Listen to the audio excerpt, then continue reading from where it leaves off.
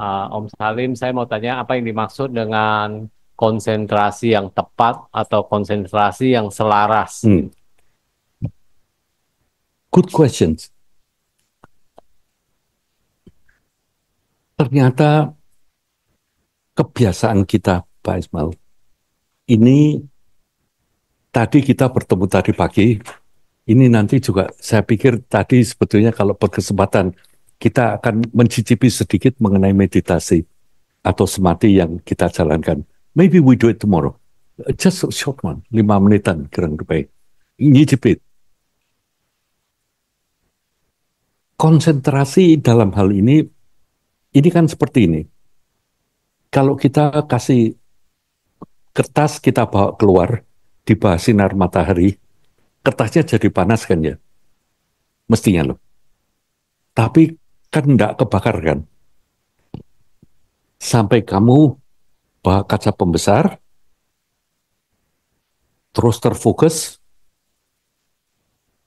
kertasnya bisa terbakar loh. Karena itu terfokus. Karena sinarnya terkonsentrasi. Sinarnya terpusat. Nah, dikatakan kita ini mempunyai kebiasaan jika kita hadir, kita makanya di semati atau meditasi itu kan sebetulnya mencoba menambah kapasitas kehadiran.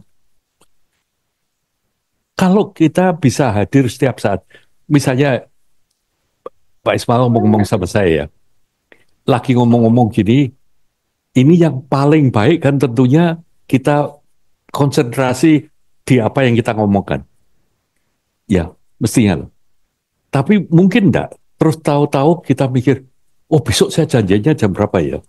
Mungkin kan ya, ngomong seperti itu. Dan gini, ini loh yang dikatakan sebisa mungkin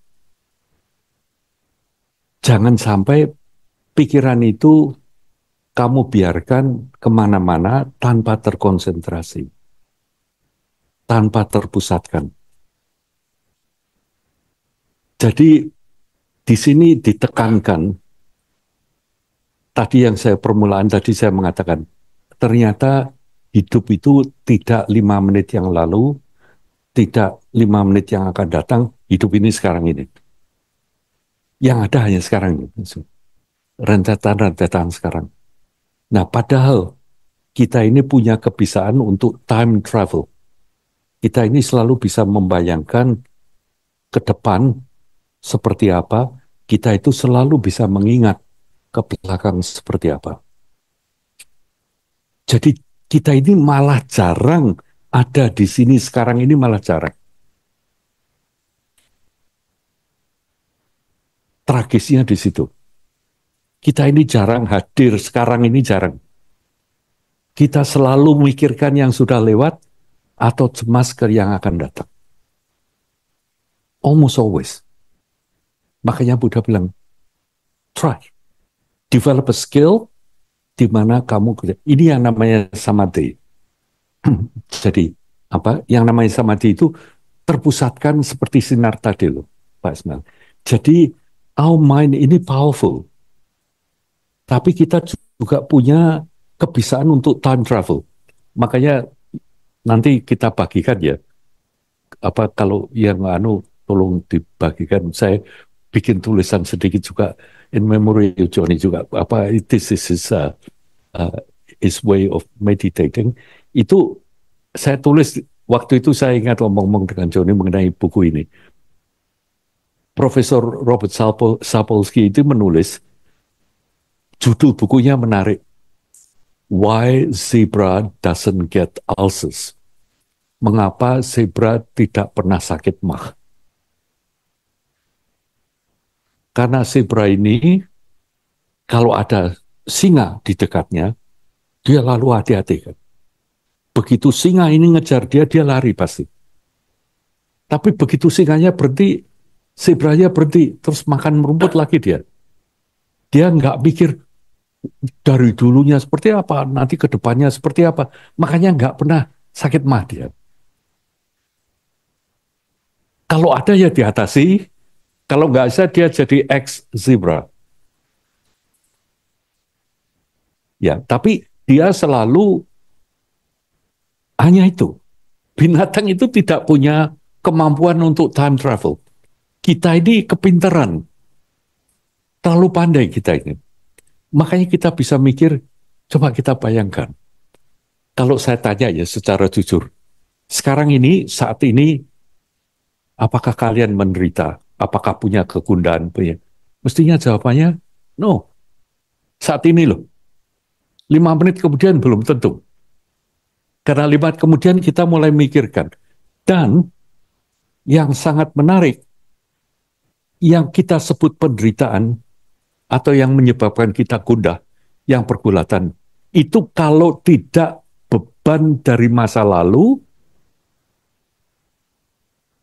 pasti kecemasan masa depan. Nggak pernah kita worry about now. We always worry about the past and the future. Nah, ini sebetulnya not so smart. Apakah berarti kita tidak boleh, no, nanti kursnya gimana ya, kira-kira gitu. Boleh saja, terka gitu kan, boleh kan. But you no need to worry about that.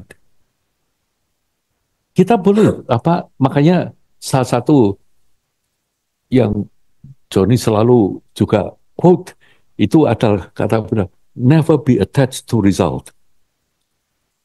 Hasil itu akan selalu pas dari kondisi dan situasi dan usahamu. Yang bisa kamu kerjakan, yang bisa kamu rubah apanya? Sekarang ini, effort kita, usaha kita. Ini yang kita perhatikan. Nanti hasilnya akan keluar sendiri. Nah, ini ada hubungannya dengan konsentrasi tadi. Ini yang disebut keselarasan konsentrasi. Saya nggak bisa nemukan kata lain. Ini we talk about it a lot. Yang disebut samadhi ini seperti memusatkan perhatian. Sebetulnya itu yang diartikan. Jadi seandainya, nah, bisanya kita memusatkan perhatian ini lucunya ya. Kalau hati kita bersih malah lucu. Jadi semakin hati ini tidak terlalu dibebani dengan banyak hal-hal yang tidak-tidak, semakin kita itu bisa konsentrasi, semakin bisa ngomong. And that's true. That's true. Nah, ini ada latihannya.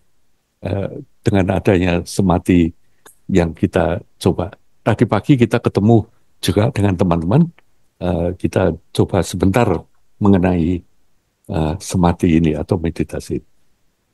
Tadi saya cerita, kalau ada pertemuan semacam ini, biasanya Joni duduknya di belakang. Dia kalau mendengarkan itu selalu tutup mata dia. Dia selalu posisinya samadhi. Almost always. Ya kan? Selalu di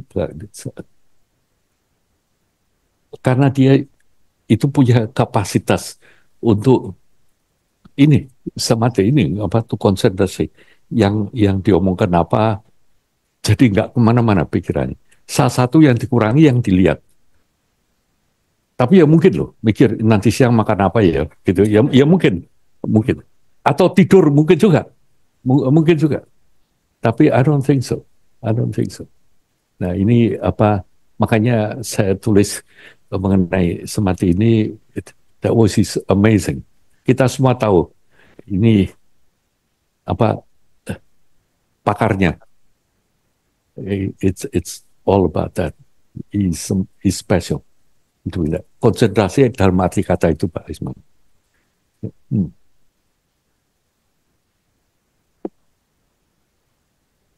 Silakan loh, kalau mau tanya silakan loh. Jangan sungkan. Tapi ini mungkin udah terlalu malam ya, belum kan? Saya masih punya setengah jam ya. Udah lebih. No, anyway, mungkin untuk hari pertama juga. Ya, Meditasi apa yang kita ajarkan? Kenapa ada perbedaan tradisi sama salah. Ya, Kan Simon mengatakan dia yang benar, ya, Mirna yang salah. ya. Betul, betul. Ini topik ini baru kita bicarakan tadi pagi. Terjemahan meditasi itu pun sebetulnya keliru. Ya, kata palinya atau kata Sanskertanya ini bawa. Bawa ini artinya menumbuh kembangkan. Kata meditasi yang kita gunakan sebagai meditasi, bahasa Inggris yang namanya meditation, ini meminjam dari kata di abad ke-19. Pada waktu itu di Eropa ada movement yang namanya the Enlightenment Movement. Orang-orang mulai sadar bahwa ternyata hidup ini tidak usah harus nurut gereja. Kita punya pikiran sendiri. Kita bisa mengikuti sendiri, punya enlightenment. Salah satu misalnya tokohnya di sana Immanuel Kant atau Descartes, right? Nah, Descartes ini menulis buku yang namanya La Méditation. Itu artinya kontemplasi sebetulnya, bukan meditasi semacam ini. Patungnya yang dibuat rotan ini, yang patung orang begini, ini kan judulnya Le Meditation atau meditasi. Nah, penterjemah-penterjemah Pali ini juga termasuk Enlightenment Movement ini, Rhys Davids dan semua. Maka kata-kata yang digunakan menerjemahkan bahasa Pali dan juga beberapa bahasa Sanskerta ini malah oleh rohaniwan-rohaniwan Kristiani di abad 19. Makanya kata-kata yang digunakan itu masih influence dengan kata-kata Kristiani tadi yang sebetulnya nggak pas. Kata bawa ini artinya menumbuh kembangkan, to cultivate, to create something. Atau kalau di bahasa Tibetnya ini disebut gom, itu membiasakan, to familiarize. Nggak ada yang bilang meditasi ini seperti, ini asananya saja sih. Ya, nah ceritanya menarik juga. Sebetulnya yang mempopulerkan, makanya saya gunakan kata semati, karena bahasa Indonesianya ada yang tepat, semati. Ya, semati ini itu that's more like it. Meditasi ini terjemahan dari pengertian yang tidak pas karena itu pengertian menggunakan kata dari Enlightenment period itu, Pak Isman. Nah, makanya pakai meditasi tuh. Sekarang tanyanya, apakah mereka itu tahu bahwa meditasi itu untuk menumbuh kembangkan? Pertanyaannya menumbuh kembangkan apa kira-kira? Meditasi macamnya banyak loh, ya kan? Tidak cuma Myanmar lawan Thailand, juga macam-macam. Ada yang namanya Vipassana, ada yang namanya, wah apalagi kalau sudah sampai Tantra. Anyway, come back to it. Menumbuh kembangkan apa kira-kira meditasi ini? Menurut Pak Ismail apa yang arti kata bawa meditasi ya dalam bahasa Sanskerta atau Pali itu artinya menumbuh kembangkan. Kira-kira menumbuh kembangkan apa yang diajarkan Buddha?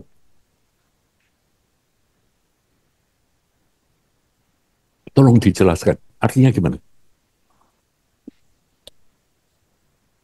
Hmm. Ah, nah kalau ngomong itu benar. Perhatian pada saat ini. Misalnya saya gunakan kata hadir, right? Bahasa Indonesianya. Artinya hadir, itu kan yang dimaksud. Ya, sebetulnya mindfulness itu juga very, nanti besok sebelum mulai kita apa yang the note yang kita share tadi pagi, kita kebetulan bahas mengenai ini. You are right. Jadi intinya tadi hubungannya. Hidup yang ada itu cuma sekarang dan di sini, right? Jadi semakin kita ini at this moment presence, menggunakan kata Indonesianya, kalau kita itu bisa hadir di setiap saat, semakin kita tidak akan kecolongan oleh pikiran yang macam-macam. Pikiran yang lalu, pikiran ke depan. Semakin kita hadir, semakin bagus kan? Nah, kita itu bisa hadir terus atau tidak? Ternyata tidak. Pikiran mesti kemana-mana kan? Munculnya dari mana juga nggak ngerti, kemananya juga nggak ngerti, tapi muncul terus nih. Right? Nah, di sini makanya pertanyaannya sekarang. How to make sure kita ini hadir terus-menerus? Nah, menambah kapasitas untuk bisa hadir, ini tujuan semua semati tadi. Myanmar, Thailand, Tantra, Meta Bawana.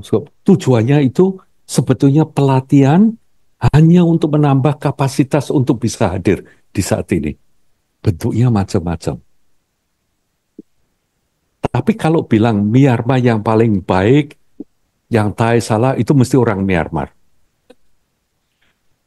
Yang Thai bilang, yang Thai paling enak, yang itu mesti orang Thai. Kalau saya kok oke-oke saja tuh. Cocok-cocokan aja.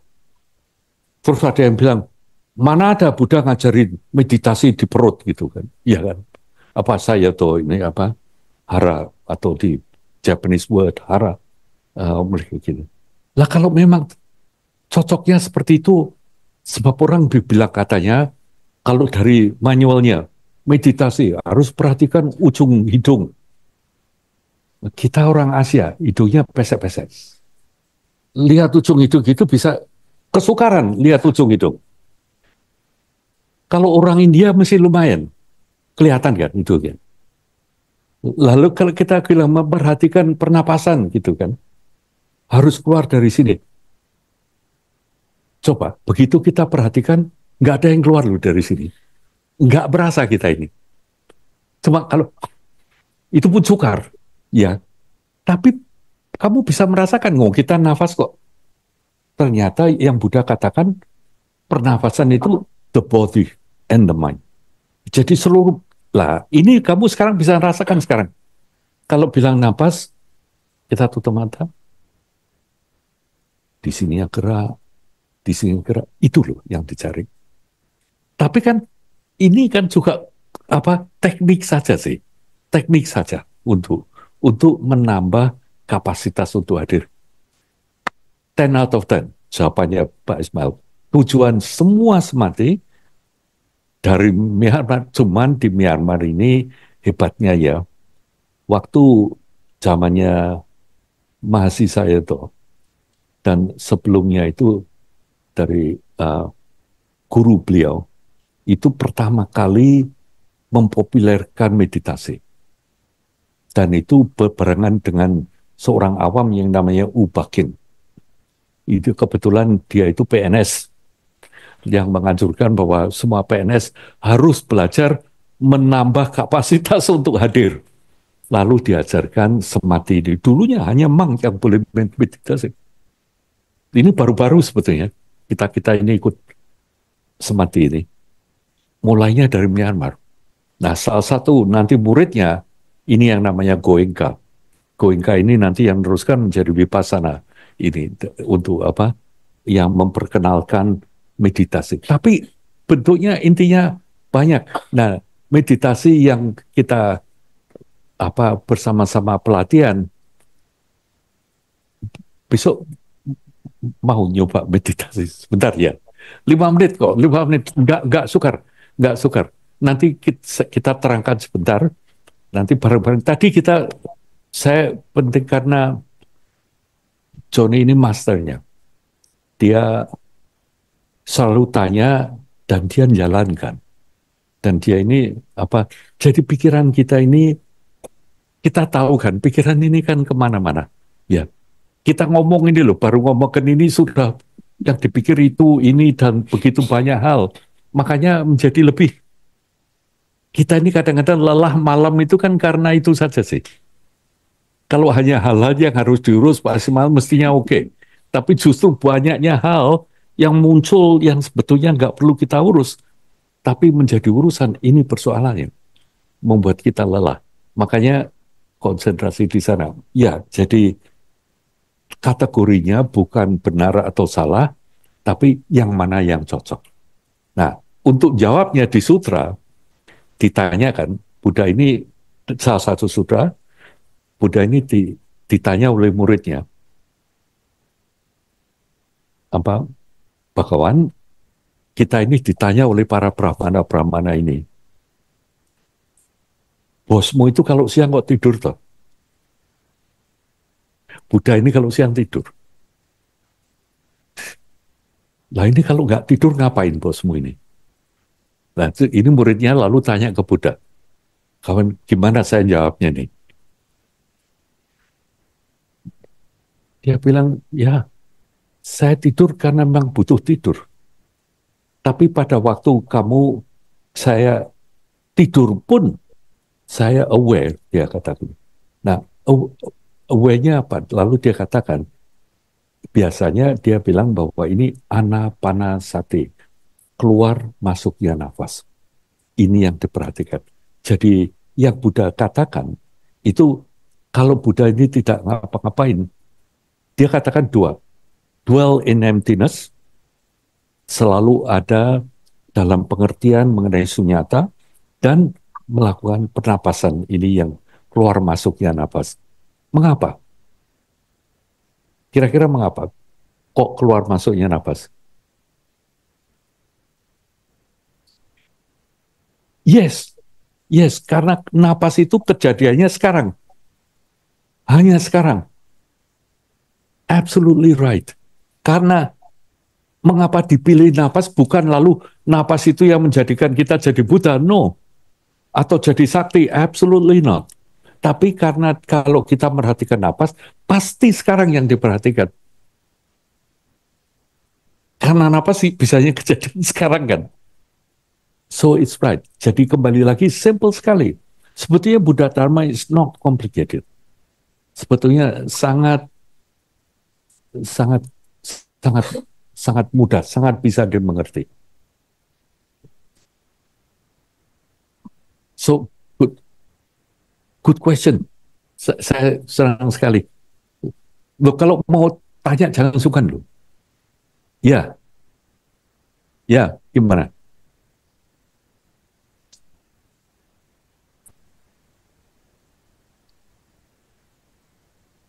Halo, Ya, silakan, silakan.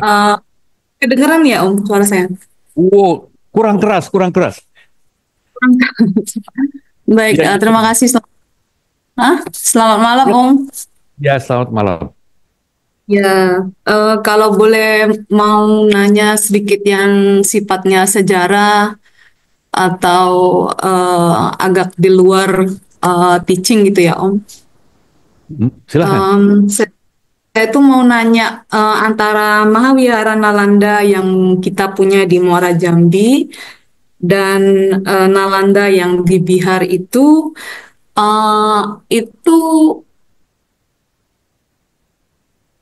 titik temu sejarahnya itu gimana ya Om? Terus mereka itu di tahun yang sama, era yang sama atau bagaimana ya Om?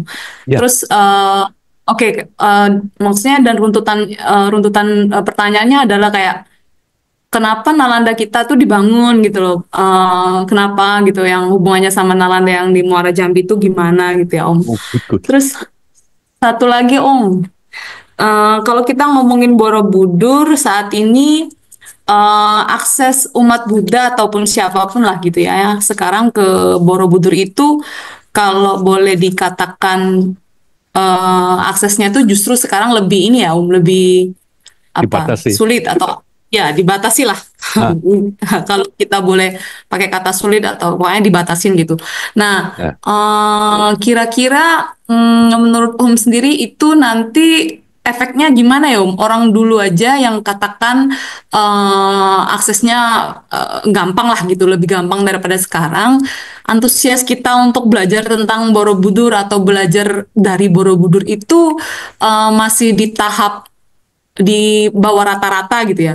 Kalau sekarang ini setelah makin dibatasi, makin dipersulit gitu, itu kira-kira gimana ya menurut Ya, pandangan Om sendiri gitu. Terima kasih ya oke. Om.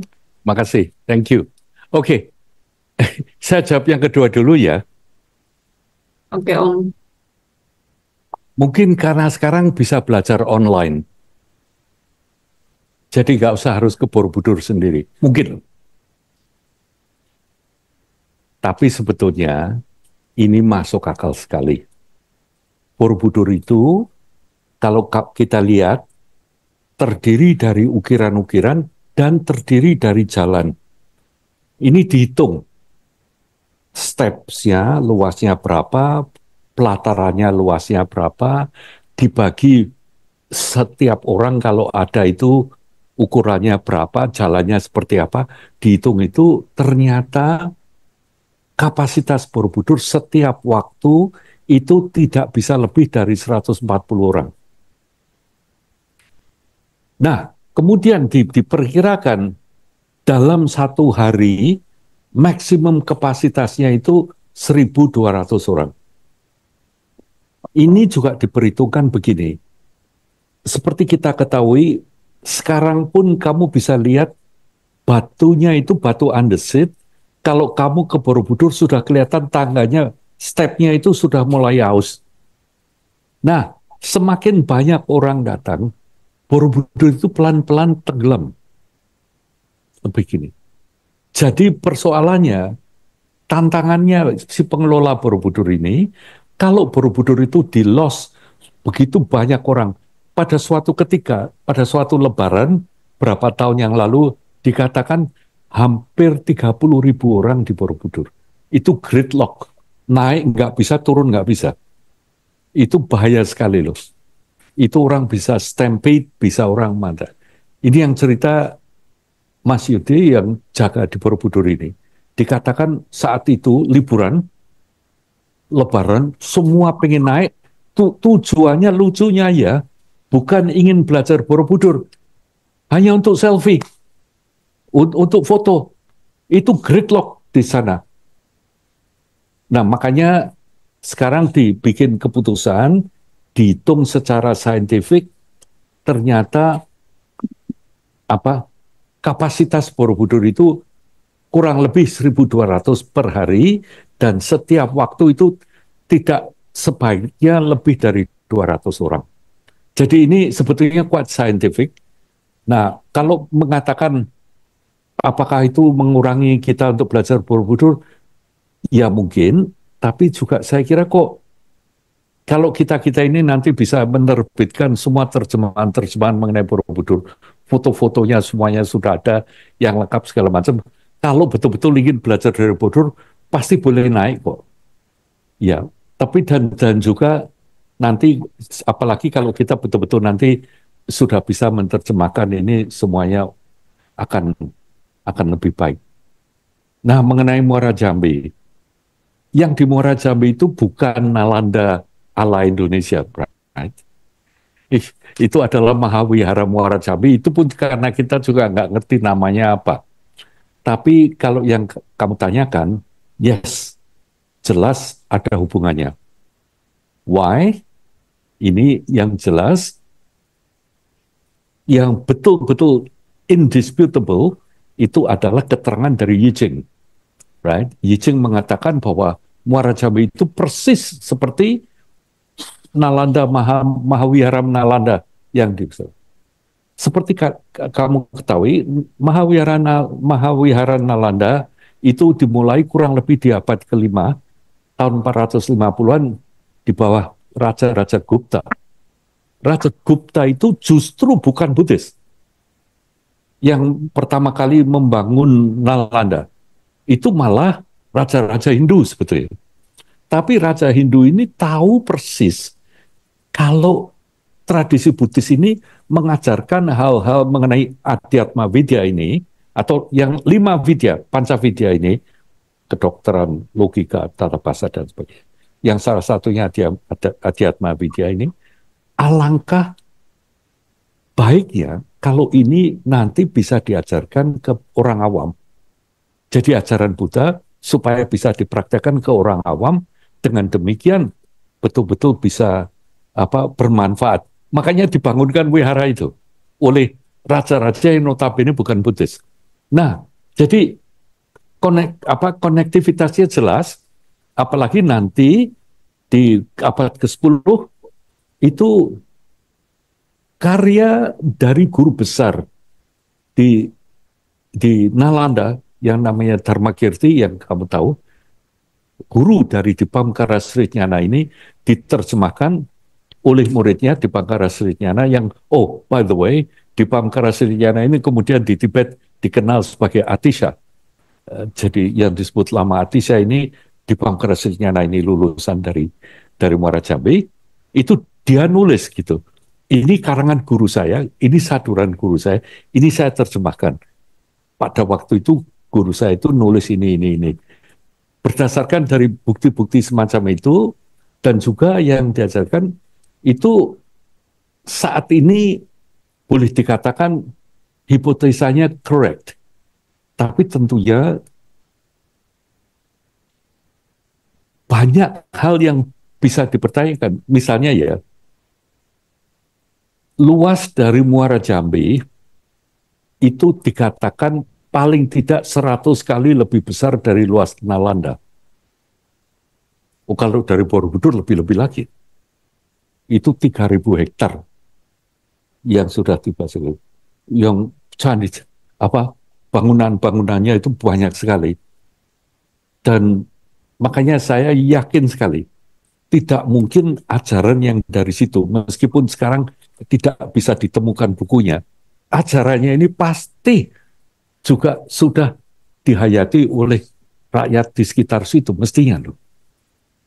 Diteruskan. Kalau di Borobudur ada, makanya kita mulai menggali ajaran-ajaran yang ada di masyarakat Jawa sekarang, apa yang diajarkan di Borobudur. Jadi relationship tentang dari Muara Jambi dan Nalanda ini, we count on paling tidak dua bukti yang tertulis yang bisa. Yang pertama adalah Yijing, tulisan Yijing mengenai persis sama. Yang kedua tulisan dari Dipamkara Srijnana yang menerjemahkan karya gurunya yang namanya Dharmakirti ini. Tapi memang pertanyaan itu juga menggelitik. Lalu di mana dokumen atau harusnya ada nih, harusnya ada. Tapi karena mungkin ya waktu itu semua ajaran ini ditulis di daun lontar. Jadi mungkin juga, I don't know, mungkin the library itu juga not so good, makanya nggak bisa ditemukan hal-hal semacam itu. Tapi bisa juga loh, ada kemungkinan suatu misalnya kebakaran atau apa gitu yang terjadi di Muara Jambi sehingga kita tidak punya lagi bukti-buktinya. Is that okay?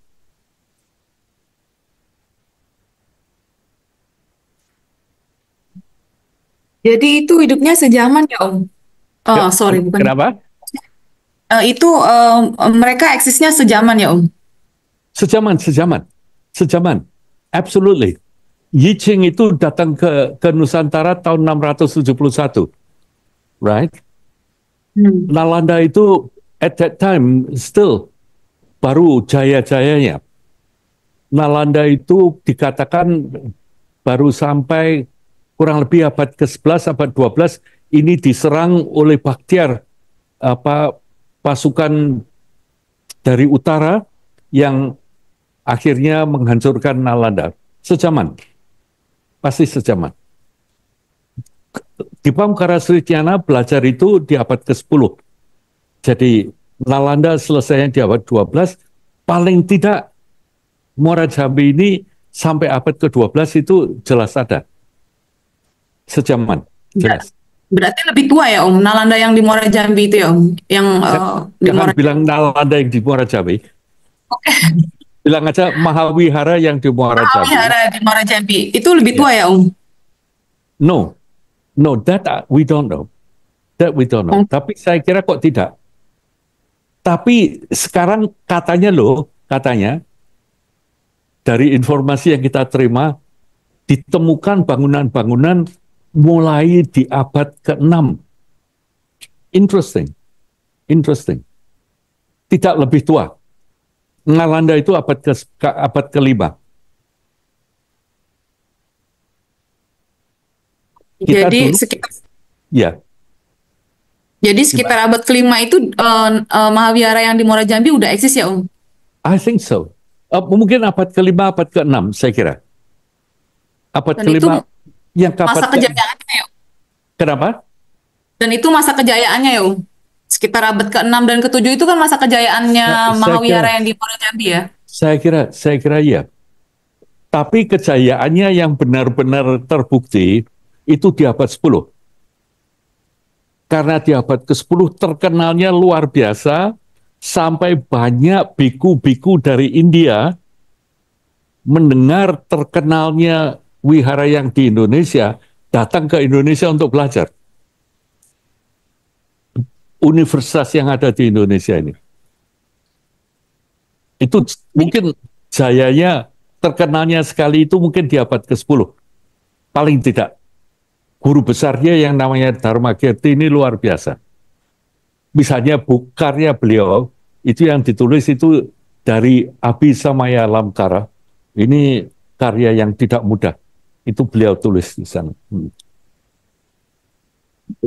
Sedikit Om, tadi konfirmasi luas semua yang di Muara Jambi itu 100 kali lebih luas daripada yang di Nalanda Bihar ya, Om? Betul. Kalau itu betul. Wow. Kalau itu betul. Wihara Nalanda itu sekarang yang diidentifikasi itu cuma 20-an hektar. Ya, sekitar 30 hektar katanya, Om. Iya, 20 sampai 30 hektar. Ini Ya, 3.000 hektar. 3.000 hektar. Oh my God. Yang diidentifikasi di Muara Jambi. Kalau mau tanya detailnya, kebetulan di sini ini Ibu Gubernur Jambi ada di sini. Oke.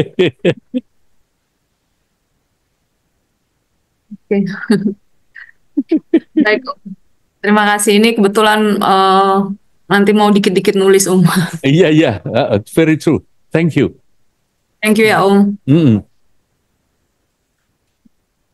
Oke, terima kasih.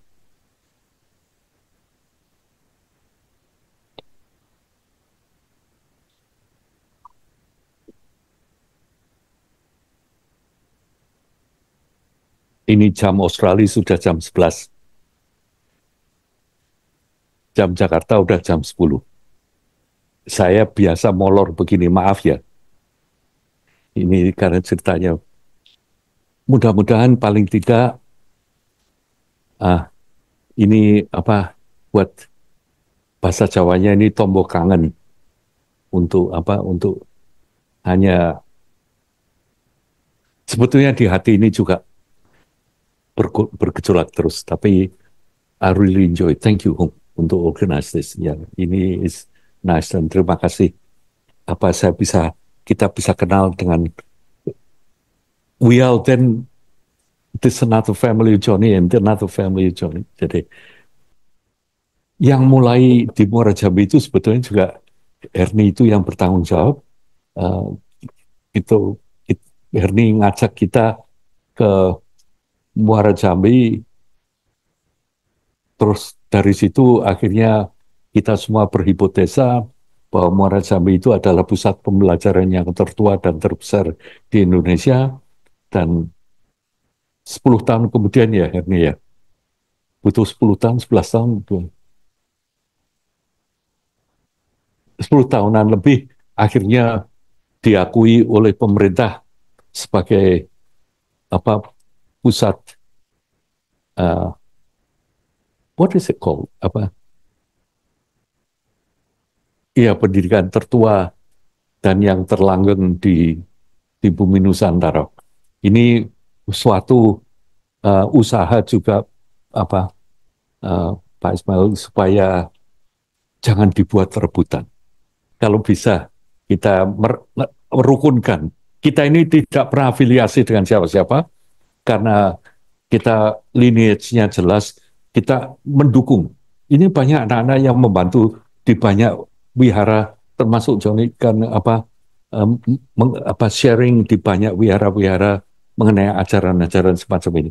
Jadi modelnya karena kita ini juga amatir semua kan ya, nggak ada yang di sini yang kelihatan profesional ini malah cuma Pak Ismail loh. Yang lainnya kan agak lain ya. Loh, ini kan kelihatan paling profesional kan ya. Kalau kita ini kan agak, makanya dari para amatir ini, tapi kita selalu belajar bersungguh-sungguh. Dan kalau kita retreat ini, mungkin Ung juga bisa terima imbasnya ini. Mesti kadang-kadang 10 hari, 7 hari. Ini. Itu dari, saya juga heran. Dari jam 5 pagi sampai setengah 10 malam. Terus menari. Ya, membicarakan hal-hal semacam ini gitu. Terus dengan semati, terus dengan membicarakan hal ini. Tujuannya sebetulnya simple. Kita jangan sampai menyia-nyiakan hidup ini, dan mumpung kita sekarang bisa lebih belajar, karena bahannya ada. Makanya kita tidak pernah ikut-ikut Pak Ismail dengan afiliasi dengan organisasi. Kita dukung semuanya dah.